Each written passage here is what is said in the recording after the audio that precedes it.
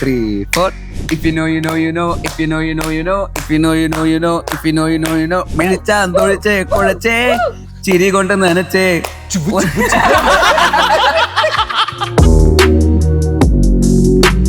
ബേസിൽ Joseph എന്ന പ്രൊഡ്യൂസറെ പറ്റി നിങ്ങളുടെ ഒരു അഭിപ്രായം എന്താ? പറയാൻ കാത്തിരിക്കല്ലേ.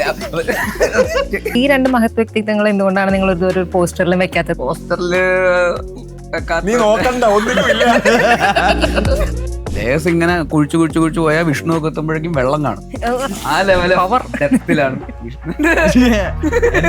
ഒരു വിധത്തിൽ ഞാൻ അവനെ ഒന്ന് പോസ്റ്ററിൽ അവനും ഇല്ല ഞാനും ഇല്ല, ഞാനും അവനും പരസ്പരം പൊക്കിക്കൊണ്ടുവരുമ്പോൾ നീ ഇനി അത് കേറി ഭയങ്കര വ്യത്യസ്തന്നൊക്കെ പറഞ്ഞിട്ട് അതുപോലെ ഉണ്ടല്ലോ. ഇവർക്ക് ഇന്റർവ്യൂവിൽ വിളിച്ചു വരുത്തി അപമാനിക്കാൻ ഒരാളെ വേണം. സർവമായ ഷൂട്ട് ചെയ്തോണ്ടിരിക്കുന്ന സമയത്താണ് ഇതിന്റെ ഓഡിഷനും വരുന്നത്. സോ സർവമായ റിലീസ് ഒന്നും ആയിട്ടില്ലായിരുന്നു. സോ ആ ഓഡിഷന് പോയിട്ടാണല്ലേ? സോ ദിസ് വാസ് ലൈക്ക് സർവമായ ആരും അങ്ങനെ അറിയത്തില്ല. ഓൺലി മൈ റീൽസ് ഒക്കെ ആയിരുന്നു ഫേമസ് ആ സമയത്ത്. 1-2 സിനിമകൾ ട്രൈ ചെയ്തു. മലയാളത്തിൽ ഒരു സിനിമ ഞാൻ ഡയറക്റ്റ് ചെയ്യാൻ വേണ്ടിയിട്ട്, അത് നടന്നില്ല. പിന്നെ ഒരു ഹിന്ദിയിൽ ഒരു സിനിമ, അത് 1-2 വർഷം അതിനുവേണ്ടി സ്പെൻഡ് ചെയ്തു, അതും നടന്നില്ല. അതിന്റെ ഭയങ്കരമായിട്ടുള്ള ട്രോമയും നിരാശയൊക്കെ ഉണ്ടായിരുന്ന സമയത്ത് നമ്മൾ എന്നാ പിന്നെ ഒരു സിനിമ ചെയ്യാം, കോമ്പൻസേറ്റ് ഫോർ നമ്മൾക്ക് നഷ്ടപ്പെട്ട സമയവും ആ സമയത്ത് എഫേർട്ടിനുള്ള ഒരുപാട് സിനാരിയോസ് ഉണ്ടല്ലോ, പൈസ അല്ലെങ്കിൽ അങ്ങനത്തെ കുറേ കാര്യങ്ങളുണ്ട്. അങ്ങനത്തെ ഒരു ഡെസ്പറേഷനിൽ തുടങ്ങിയതാണ് ആക്ച്വലി. ഞാൻ ആദ്യം പ്രൊഡ്യൂസ് ചെയ്യുന്ന സിനിമയിൽ എൻ്റെ ഗുരുവായ വിനീതേട്ടനെ തന്നെ കാസ്റ്റ് ചെയ്യണം, എൻ്റെ സുഹൃത്തായ ടൊവിനോവിനെ തന്നെ. അങ്ങനെയൊന്നും ആലോചിച്ചിട്ടില്ല. എൻ്റെ പ്രൊഡക്ഷൻ ഹൗസിൽ നിന്ന് വിനീതേട്ടൻ ഒരു ശമ്പളത്തിൻ്റെ ആദ്യത്തെ അഡ്വാൻസ് പോയപ്പോൾ വിനീതേട്ടൻ്റെ അക്കൗണ്ടിലേക്ക് അത് ക്രെഡിറ്റ് ആയപ്പോൾ വിനീതേട്ടൻ ഭയങ്കര ഇമോഷണൽ ആയിട്ട് എനിക്ക് മെസ്സേജ് അയച്ചായിരുന്നു. ഈവൻ നൗ ലൈക്ക് എന്തെങ്കിലും നല്ല ഐഡിയ കിട്ടുകയാണെങ്കിൽ I would probably do a reel and just like for me, എനിക്ക് just to have fun with it I will do it. അവരെന്നെ എന്ത് വേണമെങ്കിലും ജഡ്ജ് ചെയ്തോട്ടെ, എൻ്റെ ഭാഷയെ ജഡ്ജ് ചെയ്തോട്ടെ, എൻ്റെ ഇംഗ്ലീഷിനെ ജഡ്ജ് ചെയ്തോട്ടെ, എൻ്റെ വാട്ടവർ. അതിനേക്കാളും ലൈക്ക് എനിക്ക് കുറച്ചുകൂടെ കോൺഫിഡൻസ് വന്നു ഇപ്പോൾ. അത് കപ്പൽ മുങ്ങിയത് ഇപ്പൊ ഞാൻ എൻ്റെ ആ പാട്ട് കേട്ടിട്ടാണെന്നാണ് ഇപ്പൊ ടൈറ്റാനിക് മുങ്ങിയത്. അത് കേട്ടിട്ട് ബോധം കെട്ട് വേണം. ഹായ്, റിപ്പോർട്ടർ ഫിലിംസിൽ നിന്ന് വന്നിരിക്കുന്നത് ഒരു അതിരടി ടീമാണ്. വിഷ്ണു അഗസ്ത്യനുണ്ട്, ഷാൻ റഹ്മാനുണ്ട്, ബേസിൽ ജോസഫ് ഉണ്ട്, റിയ ഷിബു ഉണ്ട്. സ്വാഗതം. എനിക്ക് നിങ്ങളോട് ആദ്യമേ ചോദിക്കാനുള്ളത്, ബേസിൽ ജോസഫ് എന്ന പ്രൊഡ്യൂസറെ പറ്റി നിങ്ങളുടെ ഒരു അഭിപ്രായം എന്താ? കാരണം ഞങ്ങൾ ഡയറക്ടർ എന്നുള്ള രീതിക്ക് മൂപ്പരെ കണ്ടു കഴിഞ്ഞു, ആക്ടർ എന്നുള്ള രീതിക്ക് വൻ പൊളിയാണ് ഞങ്ങൾക്ക് മനസ്സിലായി കഴിഞ്ഞു. പ്രൊഡ്യൂസർ എങ്ങനെയുണ്ട്? പറയാൻ കാത്തിരിക്കല്ലേ. വളരെ നല്ല അഭിപ്രായം. പറയൂ എങ്ങനെയുണ്ട്? വളരെ നല്ലൊരു, എനിക്കൊന്ന് മറ്റു പ്രൊഡ്യൂസർമാർക്ക് കൂടെ ഒരു മാതൃകയാവേണ്ട ഒരു പ്രൊഡ്യൂസറായിട്ടാണ് എനിക്ക് തോന്നുന്നത്. ഇത്ര ചെറുപ്പത്തിൽ തന്നെ ഇത്രയും വലിയൊരു സിനിമ ഇദ്ദേഹം പ്രൊഡ്യൂസ് ചെയ്യുന്നു എന്ന് പറഞ്ഞതിൽ അത് നമുക്കെല്ലാവർക്കും അഭിമാനം കൊള്ളുന്ന ഒരു നിമിഷമാണ്. കാരണം നമ്മളെല്ലാവരും ഒരുമിച്ച് തുടങ്ങിയ ആളുകളാണ്. അപ്പം അവൻ്റെ ഒരു ഗ്രോത്ത് എന്നുള്ളത് ഡെഫിനറ്റ്ലി നമ്മളെല്ലാവരും ഭയങ്കരമായിട്ട് അമ്പരിപ്പിക്കുന്നതും. എനിക്കിത് മനസ്സിലാവുന്നില്ല. സീരിയസ് ആയി പറയുന്നതാണോ ആക്കുന്നതാണോ? ഹലോ, സിൻസിയർ, അമ്പരിപ്പിക്കുന്നതും സന്തോഷിപ്പിക്കുന്നതുമായിട്ടുള്ള ഒരു കാര്യം. അടുത്ത പോസ്റ്ററിൽ ഷാനിക്കാനെ വെക്കാൻ ഉറപ്പിക്കണത് പ്ലീസ്, ഇനിയെങ്കിലും അത് ചെയ്യും. അതാണ് പ്രൊഡ്യൂസറോട് ചോദിക്കാനുള്ളത്. ഈ രണ്ട് മഹത് വ്യക്തിത്വങ്ങൾ എന്തുകൊണ്ടാണ് നിങ്ങൾ ഇതൊരു പോസ്റ്ററിലും വെക്കാത്തത്? പിന്നെ ഷാൻ റഹ്മാന്റെ ഒരു പോസ്റ്റർ ഇറങ്ങി, പക്ഷെ പേര് പോലും കൊടുത്തില്ല, അതിൽ #സ്റ്റാർ ഒക്കെയാണ് കൊടുത്തത്. വിനീത് ശ്രീനിവാസനും അങ്ങനെയായിരുന്നു. എന്താണ് അത് പ്രൊഡ്യൂസറിന്റെ ഒരു തീരുമാനമായിരുന്നോ? പോസ്റ്ററില് നീ നോക്കണ്ട, ഒന്നിനുമില്ല. അവൻ നോക്കുക എന്തെങ്കിലും ഉണ്ടോ. ബേസിക്കലി ഇവര് സിനിമയിൽ വന്ന് തൂക്കാൻ പോകുന്ന ആൾക്കാരാണ്. അത് നിങ്ങൾക്ക് സിനിമ കാണുമ്പോൾ മനസ്സിലാവും. അപ്പോൾ ഇവരെ കുറിച്ച് ഇപ്പോഴേ ഒരു ബിൽഡപ്പ്, അനാവശ്യ ബിൽഡപ്പ് ഒക്കെ കൊടുത്ത് ഇപ്പോഴേ ഒരു എക്സ്പെക്ടേഷൻ വെക്കാതിരിക്കുക എന്നുള്ളതാണ്. സിനിമ ആ ഒരു എക്സ്പെക്ടേഷൻ ഒന്നും ഇല്ലാതെ വന്നിട്ട് സിനിമ കാണുമ്പോൾ മോനെ ഷാൻ റഹ്മാൻ ഒരു രക്ഷയില്ലായിരുന്നു. പറഞ്ഞതിന്റെ ഫസ്റ്റ് ഹാഫ് നോക്കിയാൽ മതി, പ്രത്യേകിച്ച് വലിയ എക്സ്പെക്ടേഷൻ ഒന്നും വേണ്ട. അവൻ പറഞ്ഞതിന്റെ ഫസ്റ്റ് ഹാഫ് നോക്കിയാൽ മതി, വലിയ എക്സ്പെക്ടേഷൻ ഒന്നും ഇല്ലാതെ. അപ്പൊ ഞാൻ കൂടുതൽ അതിനെ കുറിച്ച് പറയുന്നില്ല. പക്ഷെ ആക്ച്വലി നിങ്ങൾക്ക് സിനിമ കാണുമ്പോൾ അത് മനസ്സിലാവും. ഷാനിക്കയും വിഷ്ണുവും രണ്ടുപേരും ഭയങ്കര ക്രൂഷ്യൽ ക്യാരക്ടേഴ്സാണ് സിനിമയിൽ. ഇല്ല ശരിക്കും അതെ ഇവരുടെ എക്സ്പ്രഷൻ ഓപ്പോസിറ്റ് ശരിക്കും ഷാനിക ശരിയാണോ? ഇവരല്ലേ പറയുന്നത്. ഇല്ല വിഷ്ണു ഒക്കെ ലൈക്ക് സിനിമയുടെ കോർ അതെ, ഒരു ക്യാരക്ടറാണ് Yes, വിഷ്ണുവിന്റെ yes. ക്യാരക്ടർ. അതാണ് നിങ്ങൾ ഇതുവരെയും റിവീൽ ചെയ്യാതെ. റിവീൽ ചെയ്യാത്ത അങ്ങനെ അങ്ങനെ- സർപ്രൈസ് ക്യാരക്ടർ ഒന്നും അല്ല, ഓക്കെ.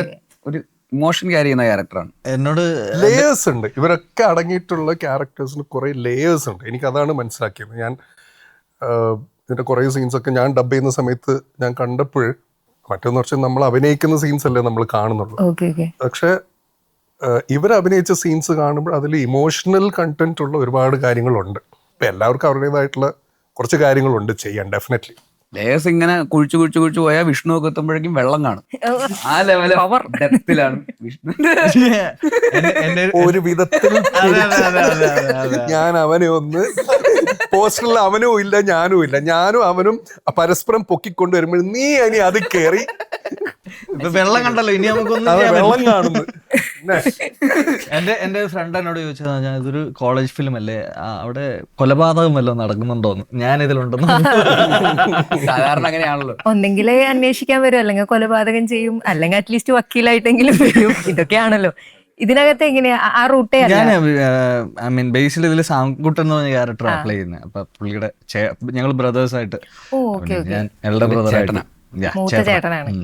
യെസ്, അത്രയാണ് ഇപ്പൊ പറയാൻ ആ, പറ്റുന്നത്. അത്രയാണ്. അല്ലെ, നമ്മളിപ്പോ മുൻപ് വിഷ്ണു അഗസ്ത്യന്റെ ഒരുപാട് ക്യാരക്ടേഴ്സ് കണ്ടുവരുന്നുണ്ടല്ലോ. അപ്പം കൃഷാന്തി യൂണിവേഴ്സിലുള്ളതാണെങ്കിലും ഒക്കെ ഉള്ളത്. അപ്പൊ അതിന്നൊക്കെ പിന്നെ ഓ ബേബിയിൽ കണ്ടു, മറ്റു പടങ്ങളിലൊക്കെ വരുന്നുണ്ട്. അതിനൊക്കെ ഡിഫറെന്റ് ഷെയ്ഡ് ആണോ, അങ്ങനെ പറയാൻ പറ്റുമോ? ഞാൻ ഇതേവരെ ചെയ്തിട്ടില്ല ഇങ്ങനെ അങ്ങനത്തെ ഒരു വേറെ പരിപാടി. മൂഡിലാണ്. അതെ, അത്രേ എനിക്ക് അറിയുള്ളൂ. ബാക്കി ഇനി ആളുകൾ കണ്ടിട്ട് പറയണ്ട. ഓക്കെ. നമ്മള് ഭയങ്കര വ്യത്യസ്തന്നൊക്കെ പറഞ്ഞിട്ട് അതുപോലെ ഉണ്ടല്ലോ. ഇതിപ്പോ മറ്റേ ഇത് തന്നെയല്ലേ, മസ്തിഷ്ക മരണത്തിൽ ഇതുപോലെയൊക്കെ തന്നെയായിരുന്നു. ഇപ്പം റിയന്റെ ഡെലൂലായിട്ട് വന്ന സമയത്തും അതിന്റെ ഇന്റർവ്യൂസ് കാണുന്ന സമയത്തും ഡെലൂലുവിന്റെ ക്യാരക്ടറും റിയയുടെ ക്യാരക്ടറും തമ്മിൽ നമുക്കൊരു എന്താ ഒരു കണക്ഷൻ, സിമിലാരിറ്റീസ് ഒക്കെ തോന്നുന്നുണ്ടായിരുന്നു. ലൈക്ക് ആ ഒരു ബബ്ലിനെസ് ഉണ്ട്, ഒരു ഭയങ്കര ഓപ്പൺ ആയിട്ട് കാര്യങ്ങൾ സംസാരിക്കുന്നു, അങ്ങനെയൊക്കെ തോന്നുന്നുണ്ടായിരുന്നു.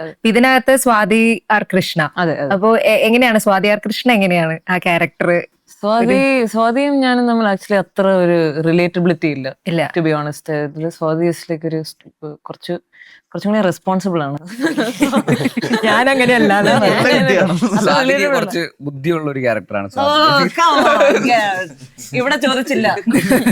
അല്ല, സ്വാതി ആക്ച്വലി കുറച്ചും കൂടെ റെസ്പോൺസിബിളും ഇന്റലിജന്റും. അപ്പൊ maybe like that dominant character, അതിൽ കുറച്ച് റിലേറ്റബിലിറ്റി ഉണ്ടായിരുന്നു, ദാറ്റ് ഡോമിനൻസ്. പക്ഷെ അല്ലാതെ ഇറ്റ്സ് ലൈക്ക് ഒരു it's a little different from how I am. So അങ്ങനെയാണ്. പിന്നെ ഇപ്പൊ ചോദിക്കാനുള്ളത്, എഞ്ചിനീയറിംഗ് സ്റ്റുഡന്റ് ആയിരുന്നല്ലോ. അപ്പൊ ഇപ്പൊ ഇതും ഒരു എഞ്ചിനീയറിംഗ് കോളേജിൽ അതിന്റെ ക്യാമ്പസിൽ നടക്കുന്ന കഥയാണല്ലോ. അപ്പൊ ഈ മുന്നത്തെ എഞ്ചിനീയറിംഗ് കോളേജും ഇപ്പോഴത്തെ എഞ്ചിനീയറിംഗ് കോളേജൊക്കെ ഭയങ്കര ഡിഫറൻസ് വന്നിട്ടുണ്ട്. അതല്ലെങ്കിൽ ഒരു കോളേജ് എക്സ്പീരിയൻസ് ഒക്കെ എങ്ങനെയുണ്ടായിരുന്നു? ഷൂട്ട് ചെയ്തപ്പോഴോ? ഷൂട്ട് ചെയ്തപ്പോ സമയത്ത് വ്യത്യാസം തോന്നിയോ? കുറെ വർഷമായല്ലോ. അങ്ങനെ വലിയ വ്യത്യാസം ഒന്നും തോന്നിയൊന്നുമില്ല. എന്ത് വ്യത്യാസം, പിള്ളേരൊക്കെ അതുപോലെയൊക്കെ തന്നെ പഠിക്കാനൊക്കെ പോകുന്നു, ക്ലാസ്സിലിരുന്ന് പഠിക്കുന്നു, പോകുന്നു, വീട്ടിൽ പോകും. വേറെ കണ്ടില്ല. പിന്നെ എഞ്ചിനീയറിംഗ് മാൻ. ആ എന്നാലും കോളേജിന്റെ ഒരു മൂഡൊക്കെ മാറില്ല. ഇപ്പൊ ജെൻസിന്റെ വൈബ് വേറെയാണ്, മറ്റേ 90s കിഡ്സ് പഠിച്ചിരുന്ന സമയത്തെ വൈബ് വേറെയാണ് കോളേജിൽ. അങ്ങനെയൊന്നുമില്ല, എല്ലാം സെയിം ആണ്. അങ്ങനെ ഭയങ്കര വ്യത്യാസമുള്ളതായിട്ടൊന്നും ഫീൽ ചെയ്തില്ല. കോളേജൊക്കെ അങ്ങനെയൊക്കെ തന്നെ തന്നെയല്ലേ, പിള്ളേര് എല്ലാവരുടെയും വൈബൊക്കെ അതുപോലെയൊക്കെ തന്നെയാണ്. പിന്നെ തിരിച്ച് അതേപോലെ വീണ്ടും കോളേജിൽ പോയി ഒരു കോളേജിൽ തന്നെയായിരുന്നു maximum number of days of shoot. Around 70 days എന്തോ ഷൂട്ട് ഉണ്ടായിരുന്നു. അപ്പൊ ഡെയിലി നമ്മൾ രാവിലെ കോളേജിലേക്ക് ഈ പറഞ്ഞ ഈ കോസ്റ്റ്യൂം ഒക്കെ ഇട്ട് ഇറങ്ങി അങ്ങോട്ട് പോയി കഴിഞ്ഞ് കുറച്ച് ദിവസം കഴിഞ്ഞപ്പോഴേക്കും പിന്നെ നമ്മൾ കോളേജിൽ പഠിക്കുന്ന പോലെ തന്നെയായി. ബാഗ് എടുത്ത് കമാൺ നമ്മൾ കോളേജിൽ എന്താണ് ചെയ്യാൻ പോകുന്നത്, അങ്ങനെ അത് ഭയങ്കര രസമായിരുന്നു. തിരിച്ച് വീണ്ടും കോളേജിലേക്ക് ഇങ്ങനെ ആ വൈബിലേക്ക് വീണ്ടും പോയി ഇത്രയും വർഷം കഴിഞ്ഞിട്ട് വീണ്ടും പോയി ചെയ്യാൻ പറ്റുക പറഞ്ഞാൽ അടിപൊളിയാണല്ലോ. പിന്നെ ഞാൻ പഠിച്ച അന്ന് ആ സമയത്തുണ്ടായിരുന്ന കഥയെന്ന് ചെറിയൊരു കഥ ഈ സിനിമയിലും ഉണ്ട്. സിമിലർ ലൈക്ക് അന്ന് ഞങ്ങളുടെ കോളേജിൽ ഉണ്ടായിരുന്ന ഒരു കഥയെന്ന് ബേസ് ചെയ്തിട്ടാണ് അരുണും പോൾസണും കൂടെ ഇതിലെ കഥ ഉണ്ടാക്കിയത്. അപ്പോൾ ഒരു little bit based on a true സ്റ്റോറിയാണ്. അപ്പൊ കോളേജ് ഫെസ്റ്റ് ഒക്കെ ആയിട്ട് ബന്ധപ്പെട്ടിട്ട് കോളേജ് ഫെസ്റ്റ് അല്ലല്ല, ഐഡിയ അവരുടെ തന്നെയാണ്. അതിലൊരു ഇൻസിഡന്റ് ഐഡിയ, പക്ഷെ അവർ അതിന്റെ മേലെ വേറൊരു ഐഡിയ ഡെവലപ്പ് ചെയ്തത്. കോളേജിൽ ഞാൻ CET ധ്വനി എന്ന് പറഞ്ഞ ഫെസ്റ്റ് ഉണ്ടായിരുന്നു, കോളേജ് ഫെസ്റ്റ്. അത് നടത്തുന്നതുമായി ബന്ധപ്പെട്ടിട്ടുള്ള കുറെ പ്രശ്നങ്ങളും അതിന്റെ ഇടയിൽ ഉണ്ടാകുന്ന കോൺഫ്ലിക്റ്റുകളൊക്കെ ആയിട്ട് ഈ സിനിമ അതൊരു ഫെസ്റ്റിനെ ബേസ് ചെയ്തിട്ടുള്ള ഒരു സിനിമ. ആരോഹൺ എന്ന് പറയുന്ന ഒരു ഫെസ്റ്റിനെ ബേസ് ചെയ്തിട്ടാണ് ഈ സിനിമ. പിന്നെ ഈ ബേസിലിന്റെ ഫസ്റ്റ് ലുക്കും പരിപാടിയൊക്കെ വന്ന സമയത്ത് എല്ലാവരും ചോദിക്കുന്ന കാര്യമാണ്, ബേസിൽ എങ്ങനെയാണ് മറ്റേ ഡയറ്റ് ഒക്കെ എടുത്ത് വളരെ സ്ട്രിക്റ്റ് പ്ലാൻ ഒക്കെ ആയിട്ടാണോ ഇത്രയും ചെറുപ്പത്തിലേക്ക് കൊണ്ടുവന്നെന്നുള്ളത്. ഈ അടുത്ത ടോവിനോ തോമസ് ഒക്കെ ഇന്റർവ്യൂവിലും പറയുന്നുണ്ടായിരുന്നു.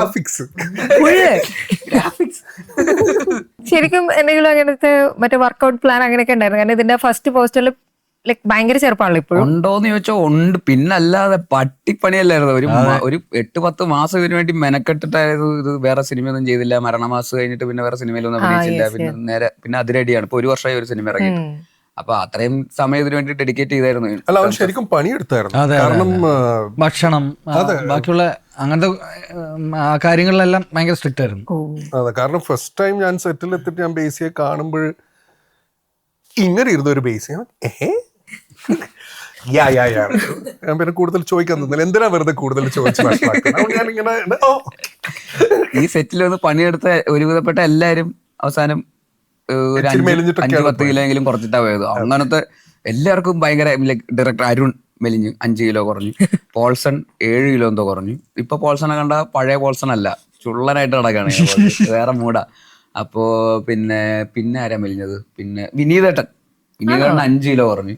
എല്ലാരും ഹെൽത്തി കുട്ടന്മാരായിട്ട്. പ്രൊഡ്യൂസർ ഒരു ക്രെഡിറ്റ് ആയിട്ട് എടുക്കുകയാണെന്ന് തോന്നുന്നു. ഞങ്ങളുടെ അതിരടിയുടെ ഒരു ക്രെഡിറ്റ് ആണ്. പ്രൊഡ്യൂസറിനെ മാത്രമല്ല, എല്ലാരും അതിന്റെ അകത്ത് അങ്ങനെയായിരുന്നു. മൊത്തം ഹെൽത്തി മൂഡായിരുന്നു ഭയങ്കര. ഷാനിക്ക മാത്രമാണ് അതേപോലെ തന്നെ മെയിൻറ്റെയിൻ ചെയ്ത് ഇപ്പോഴും അതൊരു പവറിലങ്ങ് മുന്നോട്ട് ജയിച്ചു പോയിക്കൊണ്ടിരുന്നത്. എനിക്ക് കാരണം ഈ പ്രൊഡക്ഷൻ ഫുഡ് എന്ന് പറയുന്ന ഒരു വികാരമാണ്.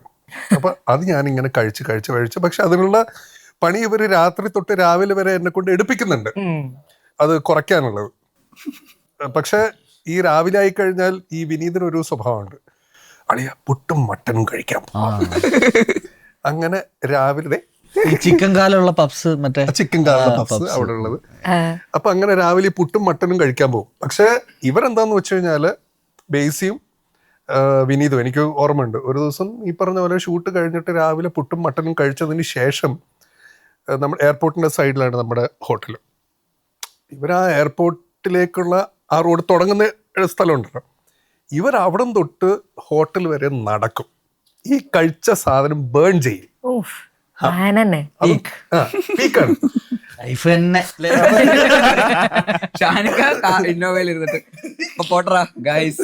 എനിക്കത് ബേൺ ചെയ്യണ്ട, ബേൺ ചെയ്യാനല്ലല്ലോ ഞാൻ കഴിച്ചത്. മുൻപ് പടങ്ങൾ പ്രൊഡ്യൂസ് ചെയ്തിട്ടുണ്ടല്ലോ. ഇപ്പൊ നിങ്ങൾ രണ്ടുപേരും തമ്മിൽ ഈ പ്രൊഡക്ഷൻ റിലേറ്റഡ് എങ്ങനെയാണ് എന്തെങ്കിലും ടിപ്സ് ഒക്കെ കൊടുക്കുന്നുണ്ടോ? ചെയ്തിട്ടില്ല ആക്ച്വലി. എന്നെ പ്രൊഡ്യൂസർ എന്ന് ഇതിലൊന്നും അല്ല കാസ്റ്റ് ചെയ്തത്. സർവമായ ഷൂട്ട് ചെയ്തോണ്ടിരിക്കുന്ന സമയത്താണ് ഇതിന്റെ ഓഡിഷനും വരുന്നത്. സോ സർവമായ റിലീസ് ഒന്നും ആയിട്ടില്ലായിരുന്നു. സോ ആ ഓഡിഷന് പോയിട്ടാണല്ലേ? സോ ദിസ് വാസ് ലൈക്ക് സർവമായ ആരും അങ്ങനെ അറിയത്തില്ല. ഓൺലി മൈ റീൽസ് ഒക്കെ ആയിരുന്നു ഫേമസ് ആ സമയം. സോ അങ്ങനെ റീൽസ് കണ്ടിട്ടാണ് ലൈക്ക് ഒരു ഓഡിഷന് വിളിച്ചത്. And this was like around that July സമയത്ത് സർവമായ ഷൂട്ട് നടക്കുന്നതിന്റെ ഇടയിൽ. സോ അങ്ങനെ ഇതിലെ കാസ്റ്റ് ആയപ്പോ രണ്ടും ഒരുമിച്ച് ഷൂട്ട് നടക്കുന്ന സമയത്ത്, സർവമായ ആൻഡ് അതിരടി ഒരുമിച്ച് ഷൂട്ട് നടക്കുന്ന സമയമായിരുന്നു. സോ പിന്നെ സർവമായ ഇറങ്ങുന്നു, and then like Delulu became big thing. And അത് കഴിഞ്ഞിട്ട് then now like Swathi R Krishna. So ഞാൻ പറഞ്ഞ പ്രൊഡ്യൂസറിന്റെ നിങ്ങൾ രണ്ട് പ്രൊഡ്യൂസേഴ്സ് ഉണ്ടല്ലോ. അങ്ങനെ അത് പ്രൊഡക്ഷന്റെ കാര്യം ഡിസ്കസ് ചെയ്തിട്ടില്ല. I got learn a lot to be honest as a creative person.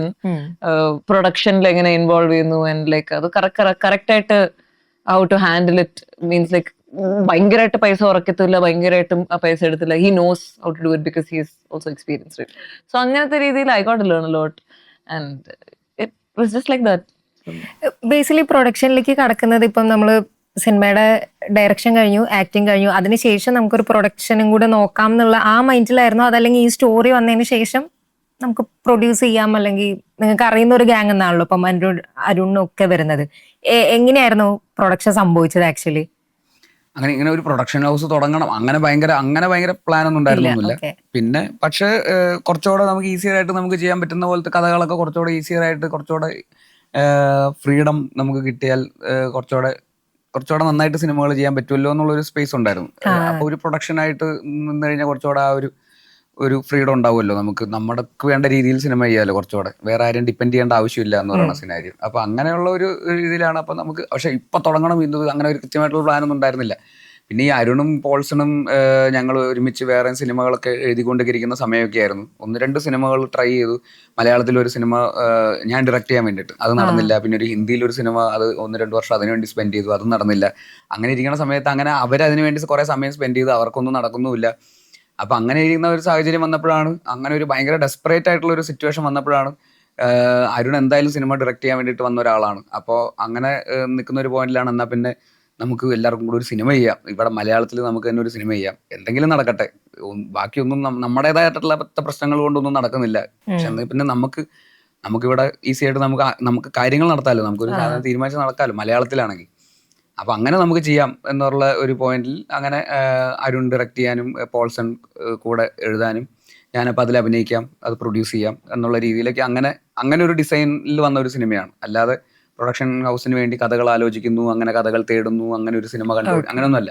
നമ്മൾ അങ്ങനത്തെ ഒരു സിറ്റുവേഷനിൽ നമ്മളെല്ലാവരും ഒരു 3-4 സുഹൃത്തുക്കൾ ചേർന്നിട്ട് ഒരു സിനിമ നമ്മൾ എന്നാൽ പിന്നെ ചെയ്യാമെന്നുള്ള ഒരു പോയിന്റ് ഓഫ് വ്യൂവിൽ ചെയ്തു തുടങ്ങിയതാണ്. അങ്ങനെ അവരൊരു കഥയായിട്ട് വന്നു. ഈ പറഞ്ഞ ആ ഒരു ഇൻസിഡന്റ് എന്നൊക്കെ അവർ ഇൻസ്പയർ ചെയ്തിട്ട് അവർ വേറൊരു ഐഡിയ അതിലേക്ക് ഇൻകോപ്പറേറ്റ് ചെയ്ത് അങ്ങനെ ഒരു സിനിമയായിട്ട് അവരതിനെ ഡിസൈൻ ചെയ്ത് കൊണ്ടുവന്നു. അങ്ങനെ പിന്നെ അത് പിന്നെ മെല്ലെ മെല്ലെ വലുതാവാൻ തുടങ്ങി. ആ സിനിമ ആദ്യം ഇങ്ങനെ ഒരു ഇതായിരുന്നു. പിന്നെ സ്വാഭാവികമായിട്ടും ആലോചിച്ച് വരുമ്പോൾ ഈ സിനിമയുടെ വലിപ്പമൊക്കെ മാറുമല്ലോ. പിന്നെ മെല്ലെ ഒരു ക്യാരക്ടറിലേക്ക് എത്തിയപ്പോൾ ആ ക്യാരക്ടറിൽ വേറൊരാളായിരുന്നു കാസ്റ്റ് ചെയ്തിരുന്നത്, നെഗറ്റീവ്, ഇതിന്റെ വില്ലൻ ക്യാരക്ടർ. പിന്നെ നമ്മളൊരു പോയിന്റ് എത്തിയപ്പോൾ അതെന്തുകൊണ്ട് ടൊവിനോ ചെയ്ത രസമായിരിക്കില്ലേ, അവൻ അങ്ങനത്തെ ഒരു ടൈപ്പ് ഓഫ് ഒരു ക്യാരക്ടർ ചെയ്തിട്ടില്ല, അപ്പൊ അവനെ കൊണ്ടുവന്നു. അപ്പോൾ അതിന് വേണ്ടിയിട്ട് കുറച്ചുകൂടെ സ്ക്രിപ്റ്റിൽ കുറച്ചുകൂടെ ആ ക്യാരക്ടറിന് വേണ്ടി കുറച്ചുകൂടെ റീവർക്ക് ചെയ്തു. അവനെ കൊണ്ടുവരുമ്പോൾ നമ്മൾ അതിനുള്ള ജസ്റ്റിസ് ചെയ്യണമല്ലോ ആ ക്യാരക്ടറിന്. നമ്മൾ വിശ്വസിച്ചിട്ട് ഒരാൾ വരുവാണല്ലോ, ടൊവിനോനെ പോലത്തെ ഒരു സ്റ്റാർ ഒരു വില്ലൻ റോൾ ചെയ്യാൻ വരുമ്പോൾ തീർച്ചയായിട്ടും വെറുതെ ഒരു കാസ്റ്റിംഗ് ആയിട്ട് മാത്രം നമ്മൾ അതിനെ മിസ്യൂസ് ചെയ്യാൻ പാടില്ല. അപ്പൊ അതുകൊണ്ട് അവനും കൂടെ വേണ്ടിയിട്ട് കുറച്ചുകൂടെ ബെറ്റർ ആയിട്ട് എഴുതി. അപ്പൊ അവനും അതിൻ്റെ അകത്ത് എക്സൈറ്റഡ് ആയിട്ട് ആ സിനിമയിലേക്ക് വന്നു.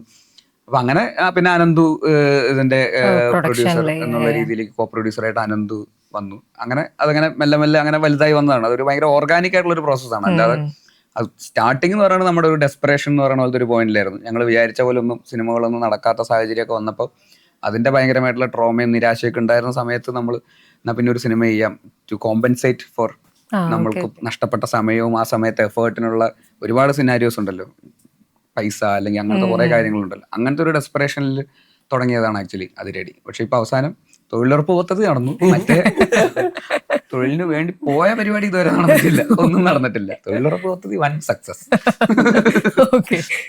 ഷാൻ റഹ്മാൻ എങ്ങനെയാ ആക്ടിങ്ങിനെ കാണുന്നത്? കുറച്ച് പടങ്ങളിലാണെങ്കിലും ചെയ്ത സംഭവങ്ങളൊക്കെ ആൾക്കാരുടെ മനസ്സിൽ കയറിയിട്ടുണ്ട്. പിന്നെ അപ്പൊ എങ്ങനെയുണ്ട് ആക്ടിങ് പൊതുവെ ഇഷ്ടപ്പെട്ടോ? സംഭവം എങ്ങനെയുണ്ട്? അല്ല, ഞാൻ എൻ്റെ ഫ്രണ്ട്സിന്റെ കൂടെ ഉള്ള പരിപാടി ആയതുകൊണ്ട് ഞാൻ ഭയങ്കര കംഫർട്ടബിൾ ആയിരുന്നു. പ്രത്യേകിച്ച് ഇതിന്റെ കഥ വന്ന് എന്നോട് പറയുന്ന സമയത്താണെങ്കിലും ഞാൻ നോക്കുമ്പോൾ ഞാനുണ്ട്, വിനീതുണ്ട്, പിന്നെ ബേസി ഉണ്ട്, ടൊവി ഉണ്ട്. ഭയങ്കര രസമുള്ള ഒരു സിനാറിയോ, നമ്മളെല്ലാവരും കൂടെ ഒരുമിച്ചുള്ള സംഭവം. അപ്പം പിന്നെ ഞാൻ വെച്ചു വൈ നോട്ട്, കാരണം നമ്മൾ ആ ഒരു സൈഡും കൂടെ ഒന്ന് എക്സ്പ്ലോർ ചെയ്യണമെന്ന് എനിക്ക് തോന്നി. അപ്പം പിന്നെ ഞാൻ കൊണ്ടുപോയി തലവെച്ച് കൊടുത്തു ഹാപ്പിലി. ഷാനിക്ക ഭയങ്കര എക്സൈറ്റഡ് ആയിരുന്നു സിനിമ. ആക്ടർ ലൈഫ് എന്നൊക്കെ പറഞ്ഞ ഹാഷ്ടാഗ് ഇട്ടിട്ട് ഇൻസ്റ്റയിൽ സ്റ്റോറി ക്യാരവനിൽ ഇരുന്നിട്ട് ക്യാരവന്റെ ഫോട്ടോ എടുത്തിട്ട് ഇൻസ്റ്റയിൽ story actor life actor life എന്ന് പറഞ്ഞിട്ട് പിറ്റേ അന്ന് പോസ്റ്റ് ഇട്ടു. കാല് പിടിച്ചിട്ടാണ് ഞാൻ ലൈഫ് എന്ന് പറഞ്ഞ സ്റ്റാറ്റസ് ഇട്ടതിന് ശേഷം പിന്നെ 5 ദിവസം ഷൂട്ടില്ല. ഐ എം ലവിങ് ഇറ്റ് എന്നൊക്കെ പറഞ്ഞിട്ട് സ്റ്റാറ്റസ് ഇട്ടു ഇൻസ്റ്റയില് പോസ്റ്റ്. അടുത്ത 5 ദിവസം ഞാൻ വീട്ടിലിരിപ്പായിരുന്നു. 5 ദിവസം ഷൂട്ടില്ല. എനിക്കുള്ള 5 ദിവസം മനപ്പൂറി ഫുൾ നൈറ്റ് ഷാനിക്ക ഇറങ്ങി ഓടുന്ന സീൻ. ആക്ടർ ലൈഫ് എന്ന് പറഞ്ഞിട്ട് അഭിനയിക്കാനില്ല. അതും ബേസിക്കലി എനിക്കിതൊരു ശിക്ഷയായിട്ടാണ് എനിക്ക് തോന്നിയത്. കാരണം എന്താണെന്ന് വെച്ച് കഴിഞ്ഞാല് ഞാൻ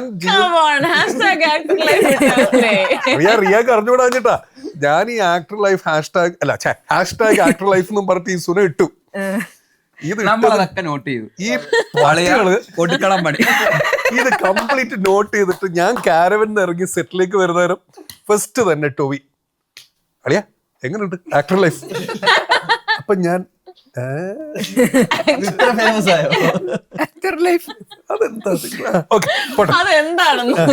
കുറച്ച് കഴിയുമ്പോ അങ്ങോട്ട് എത്തിയപ്പോ നമ്മുടെ ഡയറക്ടർ അരുൺ ഇക്ക എങ്ങനെയുണ്ട് ആക്ടർ ലൈഫ്? ഓക്കെ, ഇതിന്റെ പുറകിൽ ആരുടെയോ കറുത്ത കൈകളുണ്ട്. ഇല്ലല്ല മോളെ വില്ലനുണ്ട് ഇതില്. വില്ലൻ കഥാപാത്രമുണ്ട്. ഞാൻ നേരെ വിനീതിന്റെ അടുത്ത് പോയി. ഞാൻ പറഞ്ഞു, അളിയാ? അപ്പൊ അവൻ, ഞാനാ.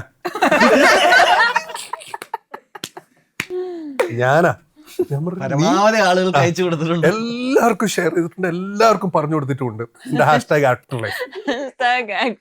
ഞാൻ പറഞ്ഞു, നേരത്തെ പറഞ്ഞ ക്യാപ്ഷൻ എന്തായിരുന്നു? സന്തോഷം. എന്റെ ഏറ്റവും ഫീലിംഗ് യങ്ങർ. ഇതിന്റെ ഏറ്റവും വലിയ കഷ്ടം എന്താണെന്ന് അറിയാം. ഇവര് പോട്ടെ, നമ്മുടെ സ്പോട്ട് എഡിറ്ററിന്റെ പേരെന്തായിരുന്നു? അലൻ. അലൻ. അലനാണോ മറ്റേ ഇവനാണോ? നമ്മുടെ മറ്റേ പയ്യൻ. അലനല്ല, വേറൊരു പയ്യനുണ്ടായിരുന്നല്ലോ. അലന്റെ കൂടെ ഉള്ള അവനെ നമ്മൾ വിളിക്കണം എന്തായിരുന്നു?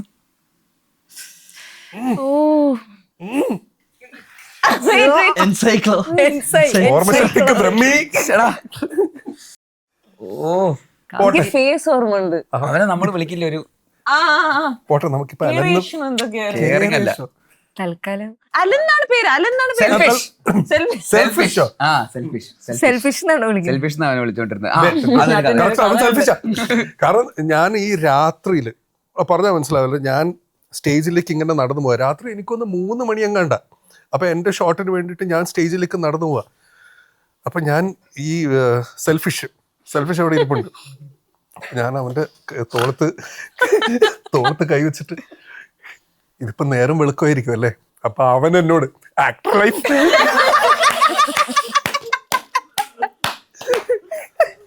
അവനെ സെൽഫിഷ് എന്ന് വിളിക്കുന്നത് എന്താണെന്നറിയോ? നമ്മൾ ഒരു ദിവസം ഷൂട്ട് നടന്നുകൊണ്ടിരിക്കുക കേട്ടോ. അപ്പോൾ മഴ പെയ്യാൻ തുടങ്ങി, ചെറിയ ചാറ്റൽ മഴ. ഇവൻ സ്പോട്ട് എഡിറ്ററിന്റെ അസിസ്റ്റന്റ് ആണ് ഈ സെൽഫിഷ്. അപ്പോൾ അന്ന് അതുവരെ അവന്റെ പേര് അലൻ, വേറെന്തോ അലൻ. അപ്പോൾ അലൻ തന്നെയാണ് അവൻ്റെയും പേര്. അപ്പോൾ ചാറ്റൽ മഴ പെയ്യാൻ തുടങ്ങി. അപ്പോൾ നമ്മുടെ മോണിറ്റർ നനയുന്നുണ്ട്, ഇവൻ്റെ ലാപ്ടോപ്പ് നനയുന്നുണ്ട്. ചെറുതായിട്ട് ചെറിയ ചാറ്റൽ മഴയാണ്. അപ്പോൾ ഇവൻ ഓടിപ്പോയി ഇവൻ്റെ ലാപ്ടോപ്പ് എടുത്ത് പെട്ടെന്നെടുത്ത് ബാഗിലേക്ക് ഇടുന്നു. അങ്ങനെ. അപ്പം ഞാൻ പറഞ്ഞു, എടാ മറ്റേ ഇവനെ വിളിച്ചോണ്ട് വാ, മറ്റേ മോണിറ്ററിൻ്റെ അവനെ വിളിച്ചോണ്ട്, ഇത് നനയാൻ തുടങ്ങി, ഇതും കൂടെ ഒന്ന്. അപ്പോൾ അവൻ എൻ്റെ അടുത്ത് പറഞ്ഞു, ഇല്ല ഏട്ടാ, ഞാനത് ചെയ്യില്ല, ഞാനിത് കവർ ചെയ്ത് വെച്ചിട്ടേ ഞാനിത് ചെയ്യുള്ളൂ, എന്നിട്ടേ ഞാൻ അവനെ വിളിക്കാൻ പോവുള്ളൂ, ഞാൻ സെൽഫിഷാണ് ഏട്ടാ. Okay selfish. അന്ന് മുതൽ അവന്റെ പേര് സെൽഫിഷ്. പിന്നെ സെറ്റിൽ വരുമ്പോ എല്ലാരും സെൽഫിഷ്. ജെന്യുവിൻ ആണ് കാര്യങ്ങൾ. അവന്റെ കഞ്ഞികൂടി പരിപാടി അവൻ ചെയ്യില്ല. അവന്റെ കാര്യം അവൻ നോക്കും, ബാക്കിയൊക്കെ പിന്നെ അങ്ങനെ വേണം അല്ലേ? കൊള്ളാം, തിയറി കൊള്ളാം. ഏകദേശം എനിക്ക് ഉറക്കവും ഫുഡൊക്കെ കിട്ടുന്നുണ്ടോ? കിട്ടും കൃത്യമായിട്ട്. മറ്റേ ചെമ്മീൻ, പച്ചക്കളർ ചെമ്മീൻ കറി എന്തായിരുന്നടാ? ചെമ്മീൻ നിർവാണ. ചെമ്മീൻ നിർവാണ അവന് കൃത്യമായിട്ട് കിട്ടുന്നുണ്ടോ? ഞാനില്ലാത്ത സമയത്ത് നിങ്ങൾ ചെമ്മീൻ എനിക്ക് കിട്ടിയില്ലല്ലോ. അതൊന്നുമില്ല, അതൊക്കെ പ്രൊഡ്യൂസറിന്റെ ഓരോ ഇതാണ്. നമ്മളങ്ങനെ ചെറിയ ആക്ടേഴ്സിനൊന്നും കൊടുക്കാറില്ല. Important people. അങ്ങനെ വലുതായിട്ട് ഒറ്റ ആക്ടറേ ഉള്ളൂ. പിന്നെ വിഷ്ണുസിക്ക് എങ്ങനെയായിരുന്നു ഈ ഒരു ടീമിനോട്, ഇങ്ങനത്തെ ഒരു ഗാങ്ങിന്റെ കൂടെയുള്ള പടങ്ങളൊക്കെ? ലൈക്ക് ഈ ഒരു വൈബ് എനിക്ക് ഭയങ്കര യൂണിവേഴ്സ് ഭയങ്കര എൻജോയ്. ഇവരെല്ലാരും വൻ കമ്പനി ഉള്ളവരാണല്ലോ, നേരത്തെ തന്നെ പരിചയമുള്ളവര്. എങ്ങനെയുണ്ടായിരുന്നു ഇവര് കൂട്ടത്തിൽ കൂട്ടിയായിരുന്നു? എനിക്കൊന്ന് ഞാൻ ലൈഫിൽ ഇതേവരെ മീൻ സിനിമകളിൽ നറേഷൻ കേട്ടേക്കുന്നതിൽ ഏറ്റവും ബെസ്റ്റ് നറേഷൻ ആയിരുന്നു ഈ സിനിമയിൽ. ഐ മീൻ അരുണും പോൾസണും ഒക്കെ ആയിട്ട്. അപ്പൊ എനിക്ക് ആദ്യം തോന്നിയെന്ന് വെച്ചാൽ എൻ്റെ കഥാപാത്രം ഇതിൽ എന്താണ്, അല്ലെങ്കിൽ എന്തൊക്കെ ചെയ്യാനുണ്ട്, അങ്ങനത്തെ തോട്ടൊരു ആക്ടർക്ക് വരുമല്ലോ. അതിനേക്കാളും ഇതിപ്പോൾ ഈ രീതിയിലൊക്കെ ഷൂട്ട് ചെയ്ത് ഇപ്പം അദ്ദേഹം പറയുന്ന ബീറ്റ്സ് ഒക്കെ നമുക്ക് കിട്ടുകയാണെങ്കിൽ ഇതൊരു ഭയങ്കര രസമുള്ള സിനിമയായിരിക്കും. ഇതിൽ പാർട്ടാവണം എന്നുള്ളതാണ് എനിക്ക് ഫസ്റ്റ് ഫീൽ ചെയ്തത്. അപ്പോൾ ഞാൻ അരുണിനോട് അതാ പറഞ്ഞു, നിങ്ങൾ സമയം എപ്പോഴാച്ചാ പറഞ്ഞാൽ മതി സിനിമയില്. അപ്പോൾ ഇവിടെ ബേസിക്കലി എന്താ വെച്ചാൽ നമ്മൾ ക്യാമ്പസിൽ ഷൂട്ട് ചെയ്യുന്നു, ഇവരെല്ലാവരും അങ്ങോട്ടും ഇങ്ങോട്ടും ഇവരുടെ എല്ലാ സ്പേസിലും അങ്ങോട്ടും ഇങ്ങോട്ടും ട്രോളാവുന്നതും അങ്ങനത്തെ ഒരു ഭയങ്കര മെറിയാണ്. ഫസ്റ്റത്തെ അനൗൺസ്മെന്റ് ടീസർ ഉണ്ടായിരുന്നല്ലോ, ഇപ്പം അതിന്റെ അടിയിൽ വന്നിട്ടുള്ള ഏറ്റവും കൂടുതൽ കമന്റ് ഈ സിനിമേന്റെ കാണുന്നതിനൊരു രസം ഉണ്ടാവും ഈ പടം, പക്ഷെ ഇതിന്റെ സെറ്റ് വൻ ഫണ്ണായിരിക്കുന്ന നിങ്ങൾ എല്ലാവരും ഉണ്ടാവുമെന്ന് പറഞ്ഞിട്ട് കുറെ പേര് അത് കമന്റ് ചെയ്തിട്ടുണ്ട്. അപ്പൊ പിന്നെ എങ്ങനെയൊക്കെ പറഞ്ഞാല് നമ്മള് സാധാരണ എല്ലാ ആക്ടേഴ്സും പറയുന്ന പോലെ ക്ലീശ ആയി പോകും, ഞങ്ങള് ഭയങ്കര അടിപൊളി ഫാമിലി പോലെ ആയിരുന്നു. ഇപ്പം വിനീത് ശ്രീനിവാസൻ അടുത്ത് കൊടുത്തൊരു ഇന്റർവ്യൂല് പറഞ്ഞിരുന്നു, ബേസിൽ ജോസഫ് വിനീത് ശ്രീനിവാസന്റെ പടത്തിൽ അസിസ്റ്റ് ചെയ്തിട്ട് വന്നു, ബേസിൽ ഡയറക്ട് ചെയ്ത പടത്തിൽ വിനീത് ശ്രീനിവാസൻ അഭിനയിച്ചു, പിന്നെ നിങ്ങള് വിനീത് ശ്രീനിവാസൻ ഡയറക്ട് ചെയ്യുന്ന പടത്തില് ബേസിൽ ജോസഫ് അഭിനയിച്ചു, ഇപ്പൊ ബേസിൽ പ്രൊഡ്യൂസ് ചെയ്യുന്ന പടത്തില് വിനീത് ശ്രീനിവാസനും ഒരു മെയിൻ റോൾ വരുന്നു. ഇപ്പൊ മറ്റേ എന്താ പറയാ, എല്ലാം എവറിത്തിങ് ഒരു ഫുൾ സർക്കിളിൽ വന്നു എന്നുള്ള ഒരു സാധനം പറഞ്ഞു. അതേപോലെ തന്നെ ഇപ്പം ടോവിനായിട്ടുള്ള ഒരു കണക്ഷൻ നോക്കുകയാണെങ്കിൽ ഇപ്പൊ മരണമാസ് പ്രൊഡ്യൂസ് ചെയ്യുന്നു, അപ്പൊ അതിനകത്ത് ബേസിൽ ഹീറോ ആയിട്ട് വരുന്നു. ഇപ്പൊ ഇതിനകത്ത് ബേസിൽ പ്രൊഡ്യൂസ് ചെയ്യുന്നു, ടോവിനോ അതിനകത്തൊരു പ്രധാന വേഷത്തിൽ വരുന്നു. അപ്പം എനിക്കിപ്പോ എന്താ അറിയോ, മറ്റേ താനൂര് ചക്ക എന്താ പ്രശ്നം അല്ല, അപ്പൊ നിങ്ങൾ ഈ ഫുൾ സർക്കിളിൽ എത്തി എന്നുള്ളൊരു ഫീലാണ് വിനീത് ശ്രീനിവാസൻ പറഞ്ഞത്. ലൈക്ക് എല്ലാം ചെയ്തു, സിനിമയുടെ പല ഇതിൽ നിങ്ങൾ ഒരുമിച്ച് വന്നു. അങ്ങനെ ബേസിലിന് അങ്ങനെ ഒരു ഫീൽ തോന്നിയോ ലൈക്ക് ഈ പടത്തിൽ എത്തിയ സമയത്ത് ലൈക്ക് വിനീത് ശ്രീനിവാസന്റെ ഒപ്പമുള്ള ജേർണി അതങ്ങ് കംപ്ലീറ്റ് ആയെന്നുള്ള? ഞാൻ അങ്ങനെ ഒരുപാടൊന്നും ആലോചിച്ചിട്ടൊന്നുമില്ല. എനിക്കങ്ങനെ ലൈക്ക് അങ്ങനെ ഇതിപ്പോ ഞാൻ ഇതിലങ്ങനെ ചെയ്യുമ്പോൾ അവനെ ചെയ്യുന്നു, ഇവരെങ്ങനെ ചെയ്യുമ്പോൾ വിനീതേട്ടൻ അങ്ങനെ ഇമോഷണൽ ആയിട്ടൊന്നും അങ്ങനെ തന്നെ കണ്ടിട്ടൊന്നുമില്ല. പേഴ്സണലി ഈ സിനിമയ്ക്ക് ഇങ്ങനെയൊക്കെയുള്ള സിനാരിയോസ് ഉണ്ടാവുന്നു, ഗോയിങ് വിത്ത് ദ ഫ്ലോ തന്നെയായിരുന്നു. ഈ പ്രൊഡ്യൂസ് ചെയ്യാൻ വേണ്ടി ഒരു സിനിമ തീരുമാനിക്കുന്നു, അതിൽ കഥയിൽ ഇങ്ങനെ വിനീതേട്ടൻ വരുന്നു, അങ്ങനെ എങ്ങനെയെന്നൊക്കെ പറയണ പോലെ. പക്ഷെ അത് നമ്മൾ ആദ്യത്തെ ഫസ്റ്റ് തോട്ട് നമ്മൾ ഇവരിലേക്കൊക്കെ പോകുന്നു എന്ന് പറയുന്ന പോലത്തെ ഒരു സിനാരിയോ, അത് നമ്മൾ ഇവരുമായിട്ടുള്ള റിലേഷൻഷിപ്പിന്റെ തന്നെയാണ്. നമുക്ക് വേറെ ആരും ആലോചിക്കേണ്ട അതിനെക്കുറിച്ച് കൂടുതൽ. നമുക്കിങ്ങനെ ഒരാളുണ്ടല്ലോ എപ്പോൾ വിളിച്ചാലും ഫോൺ എടുക്കുന്ന, നമുക്ക് എപ്പോൾ വിളിച്ചാലും സംസാരിക്കാൻ പറ്റുന്ന ആളുകൾ എപ്പോഴും ഉള്ളപ്പോൾ അവരോടായിരിക്കുമല്ലോ നമ്മൾ ആദ്യം അപ്പോൾ അവരുമായിട്ട് വർക്ക് ചെയ്യാനും നമുക്ക് ഭയങ്കര ആഗ്രഹം ഉണ്ടാവും. നമുക്ക് ലൈക്ക് ആ ഒരു വൈബും എനർജി അങ്ങനെ ചെയ്യുമ്പോൾ അങ്ങനത്തെ സിനിമകൾക്ക് എപ്പോഴും ഒരു നല്ലൊരു പോസിറ്റീവ് റിസൾട്ട് എപ്പോഴും ഉണ്ടാവാറുണ്ട്. ഒരു ഗ്രൂപ്പ് ഓഫ് ഫ്രണ്ട്സ് ഒരുമിച്ച് ഭയങ്കര സന്തോഷിച്ച് അങ്ങനെ ചെയ്യുന്ന സിനിമകളൊക്കെ എപ്പോഴും നന്നായിട്ട് വന്നിട്ടേ ഉള്ളൂ. അതെപ്പോഴും അതിന്റെ റിസൾട്ടിൽ അതുണ്ടാവും. അപ്പൊ അങ്ങനെ എൻജോയ് ചെയ്യാൻ പറ്റുന്ന ഒരു സിനാരിയോ ഉണ്ടെങ്കിൽ നമുക്ക് ഫസ്റ്റ് തിങ് നമ്മൾ അവരെ തന്നെ വിളിക്കാന്നുള്ളതാണല്ലോ. അപ്പൊ അങ്ങനെയൊക്കെയുള്ള ഒരു പ്രോസസ്സ് ഉണ്ടായിട്ടുണ്ട്. പക്ഷെ ഇങ്ങനെ ഞാൻ ആദ്യം ചെയ്യുന്ന സിനിമയിൽ, ഞാൻ ആദ്യം പ്രൊഡ്യൂസ് ചെയ്യുന്ന സിനിമയിൽ എന്റെ ഗുരുവായ വിനീതേട്ടനെ തന്നെ കാസ്റ്റ് ചെയ്യണം, എന്റെ സുഹൃത്തായ ടൊവിനോവിനെ തന്നെ, അങ്ങനെയൊന്നും ആലോചിച്ചിട്ടില്ല. അതിനുള്ള എല്ലാ അനുഗ്രഹവും അല്ലേ, അങ്ങനെയില്ല. ഗോയിങ് വിത്ത് ദ ഫ്ലോ തന്നെയായിരുന്നു. പക്ഷെ ഇവൻച്വലി ഇത് ഇങ്ങനെയൊക്കെ സംഭവിക്കുന്നു എന്ന് പറയുന്നത് ഭയങ്കര സന്തോഷമുള്ള ഒരു കാര്യമാണ്. കാരണം അത് നമ്മൾ അങ്ങനെ ഗുഡ് ഇന്റൻഷനോടെ നമ്മൾ ഓരോ കാര്യങ്ങൾ ചെയ്യുമ്പോൾ അത് നല്ല രീതിയിൽ തന്നെ ഇതെല്ലാം വരുമല്ലോ. അപ്പൊ അത് will happen what ever we do. അത് ഭയങ്കര ജെന്യുവൻ ആയിട്ടും ഓണസ്റ്റ് ആയിട്ടും നമ്മൾ അതിനോട് ഇറങ്ങി തിരിച്ചു കഴിഞ്ഞാൽ ഇങ്ങനത്തെ നല്ല സിനാരിയോസ് ഉണ്ടാവും ഫോർ ഷുവർ. അപ്പൊ അത് സംഭവിക്കുന്നുണ്ട്. എന്നാൽ വിനീതേട്ടന്റെ പോയിന്റ് ഓഫ് വ്യൂല് വിനീതേട്ടൻ അന്ന് അങ്ങനെ പറഞ്ഞപ്പോൾ എനിക്കും ഇപ്പൊ എന്റെ പ്രൊഡക്ഷൻ ഹൗസിൽ നിന്ന് വിനീതേട്ടൻ ഒരു ശമ്പളത്തിന്റെ ആദ്യത്തെ അഡ്വാൻസ് പോയപ്പോൾ വിനീതേട്ടൻ്റെ അക്കൗണ്ടിലേക്ക് അത് ക്രെഡിറ്റ് ആയപ്പോൾ വിനീതേട്ടൻ ഭയങ്കര ഇമോഷണൽ ആയിട്ട് എനിക്ക് മെസ്സേജ് അയച്ചായിരുന്നു, ലൈക്ക് വാട്സാപ്പിൽ. ലൈക്ക് ഫുൾ സർക്കിൾ മൊമെന്റ് ആയിപ്പോയി, ഞാൻ വെരി ഇമോഷണൽ എന്നൊക്കെ പറഞ്ഞിട്ട് എനിക്ക് മെസ്സേജ് അയച്ചായിരുന്നു. അപ്പോഴാണ് ഞാൻ അങ്ങനെ ഒരു തോട്ട് പ്രോസസ്, അങ്ങനെ ഒരു പോയിന്റ് ഓഫ് വ്യൂ ഉണ്ടെന്നുള്ളത് ഞാൻ റിയലൈസ് ചെയ്യുന്നത്. ലൈക്ക് വിനീതേട്ടൻ അങ്ങനെ ഒരു അപ്പോഴെനിക്കും അത് ഭയങ്കര ഒരു റിയലൈസേഷൻ മൊമെന്റ് ആയിരുന്നു. ലൈക്ക് ഞാൻ അവിടെ തുടങ്ങി, ഇപ്പോൾ ഇങ്ങനെ ഒരു സിനിമ പ്രൊഡ്യൂസ് ചെയ്യുന്ന സമയത്ത് ഞാൻ വിനീതേട്ടന് ഒരു പേയ്മെന്റ് കൊടുക്കുന്നു എന്ന് പറയുന്ന പോലത്തെ ഒരു സിനാരിയിലേക്ക് എത്തുന്നു എന്ന് പറയുന്നത് അപ്പോഴാണ് ഞാൻ റിയലൈസ് ചെയ്യുന്നത്. അപ്പൊ അങ്ങനെ കുറെ കാര്യങ്ങളുണ്ട്. പക്ഷെ ഒന്നും പ്ലാൻഡോ അല്ലെങ്കിൽ ഇതിനു വേണ്ടി അങ്ങനെ ഡിസൈൻ ചെയ്തോ അങ്ങനെയൊന്നും അല്ല. എല്ലാം അങ്ങനെ അതിന്റെ ഒരു ഫ്ലോയിൽ സംഭവിക്കുന്നു. പക്ഷെ അതൊക്കെ very grateful about what ever happening. അങ്ങനെ തന്നെ സംഭവിക്കട്ടെ, ഇനിയും അങ്ങനെ കൊളാബറേറ്റ് ചെയ്യാൻ പറ്റട്ടെ.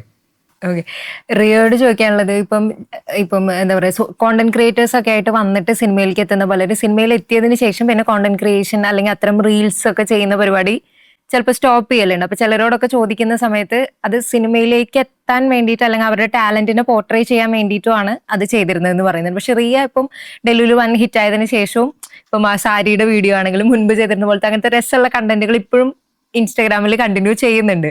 അപ്പം അതങ്ങനെ ലൈക് കണ്ടിന്യൂ ചെയ്യാൻ തന്നെയാണോ പ്ലാൻ? കോണ്ടന്റ് ക്രിയേഷൻ ഇപ്പോഴും ഭയങ്കര ഇഷ്ടമാണോ, അല്ലെങ്കിൽ കംപ്ലീറ്റ്ലി സിനിമ തന്നെ ഫോക്കസ് ചെയ്യാനൊക്കെ? കോണ്ടന്റ് ക്രിയേഷൻ എനിക്ക് എപ്പോഴും തുടങ്ങിയപ്പോ തൊട്ടേ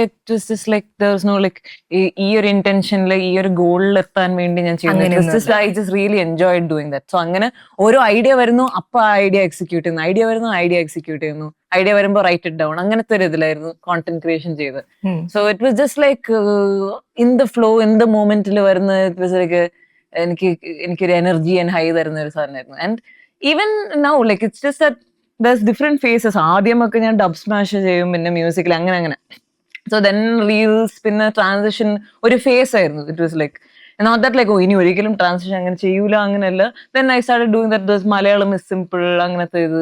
പിന്നെ ദെൻ ഐ ഡിഡ് ഒരു ad that Gwen Stacy thing, and like it just keeps changing, and then adanusariche what I'm interested at that moment I'll do. It's the content creation is like that. Pinna the lucky thing and the good thing is that our content angana reach aayi, and people started even adiredi and I Malayalam video kandittana they like okay good option aanu angana casting option aayittu consider ചെയ്ത്.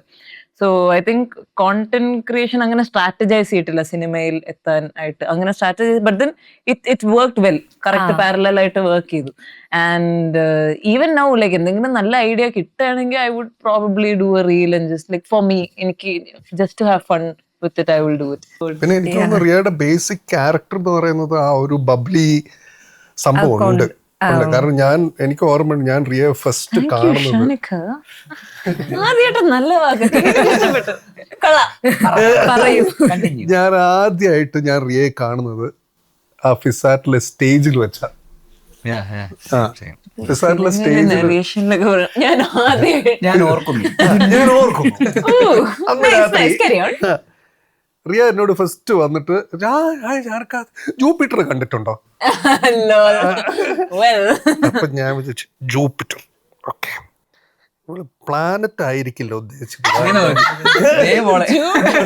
Planet ആയിരിക്കില്ല, വല്ല albo അങ്ങനെ പിന്നെ music video അതെങ്ങാനായിരിക്കും എന്നാണ് ഞാൻ വിചാരിച്ചത്. ഞാൻ പറഞ്ഞു ജൂപ്പിറ്ററോ? ജൂപ്പിറ്റർ, ഇന്ന് ജൂപ്പിറ്റർ കാണാന്ന് പറഞ്ഞിട്ട് നേരെ എന്നെ സ്റ്റേജിന്റെ അറ്റത്ത് കൊണ്ടുപോയിട്ട് അവൾ എനിക്ക് ജൂപ്പിറ്റർ കാണിച്ചു തന്നു. ലൈക്ക് റിയൽ ജൂപ്പിറ്റർ പ്ലാനറ്റ് ആ ദിവസം വിസിബിൾ ആയിരുന്നു, ആ നൈറ്റ് വിസിബിൾ ആയിരുന്നു. എനിക്ക് ഒരു രീതിയിലും വിശ്വാസമായില്ല. അവസാനം ആരും വിശ്വസിച്ചില്ല, ആ ഏരിയയിലുള്ള ആരും വിശ്വസിച്ചില്ല. അത് എന്തോ ഒരു തിളങ്ങുന്ന സാധനം റാൻഡമായിട്ട് എന്തെങ്കിലുമൊക്കെ പറയാം,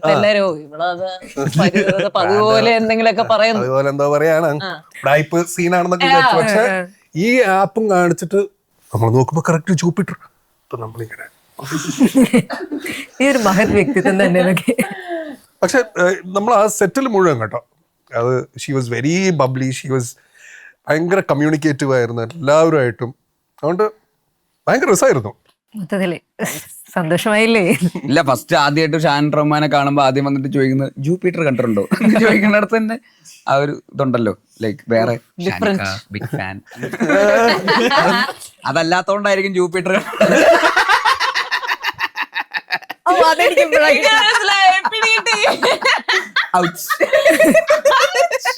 ഇപ്പൊ മനസ്സിലായില്ലേ?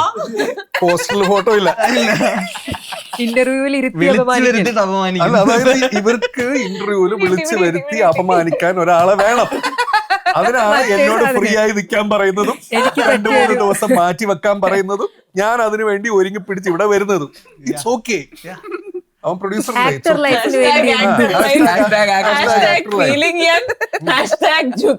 ഞാൻ നിന്ന് കൊടുക്കുന്നു. ഞാൻ എന്റെ സുഹൃത്തിന് പടം ഹിറ്റായിട്ടേ ഡേറ്റ് ചോദിച്ചു വരുമ്പോഴേ അപ്പൊ എന്താ വെച്ചാ അതന്നെ പറയാം. പിന്നെ ആരെന്ത് ചോദിച്ചാലും ഇവൻ പറയുന്ന ഒരു കാര്യമുണ്ട്, പടം സംസാരിക്കട്ടെ. അതെ, പടം സംസാരിക്കട്ടെ. അതുവരെ ഞാനിങ്ങനെ അടുത്ത ഡേറ്റിൽ ചോദിക്കുമ്പോ ചിലപ്പോ മറ്റേ മണി സ്പീക്സ് അങ്ങനെ. ഇപ്പം ശ്രീകുട്ടൻ വെള്ളായണി ആ കഥാപാത്രം പറ്റി പറഞ്ഞപ്പോ അത് വില്ലൻ ഷെയ്ഡില് തന്നെയാണല്ലേ ആള് വരണത്? ഓക്കെ, മറ്റേ നമുക്ക് ഇൻട്രോയില് കാണിച്ച ഭയങ്കര മാസും, പിന്നെ മറ്റേ പാട്ട് പാടുന്ന ഒരു സീൻ കാണിച്ചപ്പോ വേറൊരു ഫണ്ണ് മൂഡിലായിരിക്കും എന്നൊക്കെ ഒരു തോന്നലായിരുന്നു. ഫണ്ണി വില്ലനാണ്, അങ്ങനത്തെ ഒരു മൂഡാണ്. വിനീത് ശ്രീനിവാസന്റെ ക്യാരക്ടറിനെ പറ്റി ഇതേപോലെ ഹാഷ്ടാഗും ഇതൊക്കെയാണല്ലോ കൊടുത്തിട്ടുണ്ടായിരുന്നത്. ആ കഥാപാത്രത്തെ പറ്റിയിട്ട് കൂടുതലായിട്ട് എന്തെങ്കിലും നിങ്ങൾക്ക് പറയാൻ പറ്റും? പറയാൻ പറ്റാത്തതുകൊണ്ടാണ് അതുകൊണ്ട് ഹാഷ്ടാഗ്. നരൻ പാട്ടൊക്കെ ഇട്ടത് എന്തെങ്കിലും നരൻ ഇതില്ല? ഇല്ല, ഒന്നുമില്ല. ഞങ്ങള് കമന്റുകളൊക്കെ നോക്കിയായിരുന്നു, ആൾക്കാർ കുറെ ഡീകോഡ് ചെയ്യാൻ ശ്രമിക്കുന്നുണ്ട്. സിനിമയിൽ കാണുന്നതായിരിക്കും അതിന്റെ രസം. സിനിമ സംസാരിക്കട്ടെ അല്ലേ? അവൻ ചെയ്യുന്ന റോൾ അവന് മാത്രമേ ചെയ്യാൻ പറ്റുള്ളൂ എന്നുള്ളതാണ് അതിന്റെ ഒരു വെറൈറ്റിയാണ്. കാരണം ഇതേ കാര്യം കഴിഞ്ഞ 40 ഇന്റർവ്യൂസിൽ പറഞ്ഞു കഴിഞ്ഞു. വിനീതേട്ടൻ തന്നെ വന്നിരുന്നു പറഞ്ഞു. ഷാനിക്ക ഉണ്ടായിരുന്നു. പിന്നെ ബേസിലിനോട് ഒരു കാര്യം ചോദിക്കാനുള്ളത്, ഇപ്പൊ ബേസിൽ ഇപ്പം മലയാളത്തിലെ സിനിമേന്റെ പുറത്തുള്ള സ്പേസസ് ഉണ്ടല്ലോ നമ്മൾ ബേസിലിനെ കാണുന്നത്, ഇപ്പൊ സ്റ്റേജസിൽ വന്ന് സംസാരിക്കുന്നതാണെങ്കിലും. അപ്പൊ അത് കേരള ഓഡിയൻസിന് മുമ്പിൽ എത്തുമ്പോൾ ബേസിൽ സംസാരിക്കുമ്പോൾ അവിടെ ഇരിക്കുന്ന ആൾക്കാർ എങ്ങനെയാണ് എന്നൊക്കെയുള്ളത് ബേസിലിന് എനിക്ക് തോന്നുന്ന ആ ഒരു കണക്ഷൻ ഫീൽ ചെയ്യുന്നുണ്ടാവും. പക്ഷെ തമിഴില് അല്ലെങ്കിൽ ലൈക്ക് അത്തരം അവാർഡ്സിന്റെ സ്റ്റേജിൽ പോയിട്ട് ഇപ്പൊ ഈ അടുത്ത ഹോളിവുഡ് റിപ്പോർട്ടർ ഇന്ത്യയുടെ അവിടെ പോയിട്ടു ബേസിൽ എല്ലായിടത്തും പോയിട്ട് രസമായിട്ട് സംസാരിക്കുന്നത് വളരെ ഡിഫറെന്റ് ആയിട്ടുള്ള ഓഡിയൻസിനെ കയ്യിലെടുക്കുന്നുണ്ട്. അപ്പം ചിലർ പറയുന്ന എന്താ പറയാ, ബീയിങ് യുവർ സെൽഫ് അത്രമാത്രമാണ് ചെയ്യണേന്ന് പറയും. അത്രമാത്രമാണോ അതോ ലൈക്ക് ബേസിക്കലി ഡിഫറെന്റ് ഇൻഡസ്ട്രീസിൽ അല്ലെങ്കിൽ അവിടുത്തെ ഓഡിയൻസിനെ കാണുന്ന സമയത്ത് എങ്ങനെയാ അതുപോലെ തന്നെ ഇരിക്കാൻ പറ്റുന്നത്? ലൈക്ക് ഇവിടെ ഉള്ള പോലെ തന്നെ അവിടെ, അല്ലെങ്കിൽ നമുക്ക് ഇങ്ങനെ പേടിയുണ്ടായിരുന്നു പണ്ടൊക്കെ ആയിരുന്നു. ഇപ്പൊ പക്ഷെ എന്താന്ന് വെച്ചാ അവിടെയൊക്കെ ചെല്ലുമ്പോൾ ലൈക്ക് ഇപ്പൊ അങ്ങനെ പേടിയില്ല. കാരണം നമുക്ക് അങ്ങനെ ആ ബാരിയർ പോയി. അപ്പൊ അത് കാരണം നമുക്ക് നമ്മളായിട്ട് തന്നെ സംസാരിക്കുന്നു. അവരെന്നെ എന്ത് വേണമെങ്കിലും ജഡ്ജ് ചെയ്തോട്ടെ, എന്റെ ഭാഷയെ ജഡ്ജ് ചെയ്തോട്ടെ, എന്റെ ഇംഗ്ലീഷിനെ ജഡ്ജ് ചെയ്തോട്ടെ, എന്റെ വാട്ടെവർ. അതിനേക്കാളും ലൈക്ക് എനിക്ക് കുറച്ചുകൂടെ കോൺഫിഡൻസ് വന്നു ഇപ്പോ ലൈക്ക് സംസാരിക്കുമ്പോഴൊക്കെ. മുമ്പ് ആ ലാംഗ്വേജിലൊക്കെ നമ്മൾ ഭയങ്കര കോൺഷ്യസ് ആയിട്ട് പേടിക്കുമായിരുന്നു. അത് വെച്ചിട്ട് നമ്മൾ ജഡ്ജ് ചെയ്യോ എന്നൊക്കെ പറയണ പോലത്തെ. ഇപ്പൊ അതൊന്നുമില്ല. ഞാൻ സംസാരിക്കണ പോലെ സംസാരിക്കും, എനിക്ക് പറ്റുന്ന ഭാഷയിൽ സംസാരിക്കും. നിങ്ങൾ അത് വെച്ചിട്ട് എന്നെ ജഡ്ജ് ചെയ്യേണ്ട ആവശ്യമൊന്നുമില്ല. ഞാൻ ചെയ്യണ സിനിമ കണ്ടിട്ട് എന്നെ ജഡ്ജ് ചെയ്താൽ മതി. അത് വെച്ചിട്ട് അതിൽ നമുക്ക് കുറച്ചുകൂടെ ഒരു കോൺഫിഡൻസ് ഉണ്ടല്ലോ, അത്രേ ഉള്ളൂ. അപ്പൊ അങ്ങനെ like being yourself. Proud of you my boy. Proud of you. പിന്നെ ഇന്ന് ബേസിൽ നമ്മൾ ഷൂട്ട് ചെയ്യുന്ന ദിവസം ബേസിലിന്റെ ബർത്ത്ഡേ ആണ് കേട്ടോ. ഞങ്ങളിത് പബ്ലിഷ് ചെയ്യുന്ന ദിവസം കഴിഞ്ഞിട്ടില്ല. അപ്പോ അതുമായി ബന്ധപ്പെട്ടിട്ട് നമുക്ക് ചോദിക്കാനുള്ളത്, വൈഫ് ഒരു മകൾക്ക് പാട്ട് പാടി കൊടുക്കുന്ന ഒരു വീഡിയോ പങ്കുവച്ചിരുന്നു. സ്ഥിരമായിട്ട് ഇങ്ങനെ ടൈറ്റാനിക് ഒക്കെ ആണോ, ടൈറ്റാനിക് സോങ് ഒക്കെ ആണോ ഫേവറേറ്റ്? ഒരു രണ്ടുപേര് പാടാമോ ഞങ്ങളുടെ ഓഡിയൻസിന് വേണ്ടി? പ്ലീസ് നിങ്ങളൊന്ന് പ്രോത്സാഹിപ്പിക്കും.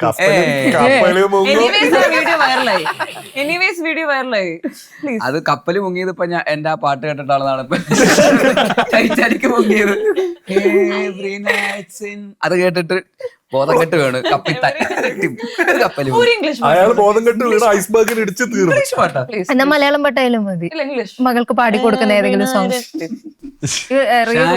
പോലെ ഒരു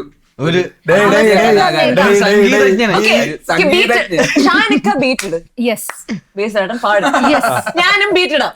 നമ്മൾ ബീറ്റ് നീ പാട്. ബീറ്റ് ഇടാൻ നമ്മൾ മിടുക്കര. എന്ത് ബീറ്റ്? എന്താണ് ഒരു അതുല്യ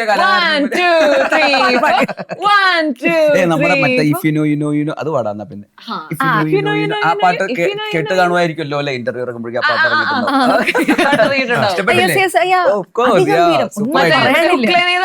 തേടി നടന്നൊരു തേനീച്ച ഇനി സെമ്മകനീയ പരീക്ഷ, അരമണി നീയും എന്റെ കൂടെ ഒരു സുന്ദരി സോമേറി ചറ്റു പോലെ ചറ്റിന് അതെന്റെ ഫേവറേറ്റ് ലിറിക്സ്. ലിറിക്സ് എടുക്കട്ടെ, ലിറിക്സ് എടുക്കട്ടെ. Please stop talking. റെഡി? ഒരു ബീറ്റ് അങ്ങോട്ടും ഇങ്ങോട്ടൊക്കെ മാറും. ക്ഷമിക്കണം. 3, 4.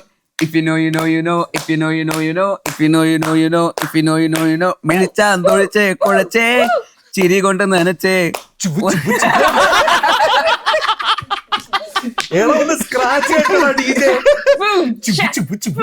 ഉറച്ചേ മനസ്സിലുറച്ചൊരു ഘനയടി അനുരാഗം. നിജമാവാ സിനിമാവാ ഷീസ സിഗ്മാവാ എനിക്കുമാവാ. അത് കൂവിയതാണ്.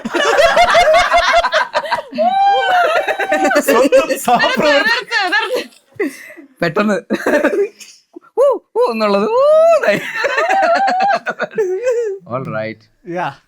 പാട്ട് നിങ്ങൾക്ക് അറിയാമല്ലോ. യെസ് യെസ്, അത് ഗംഭീരായിരിക്കുന്നു. അത്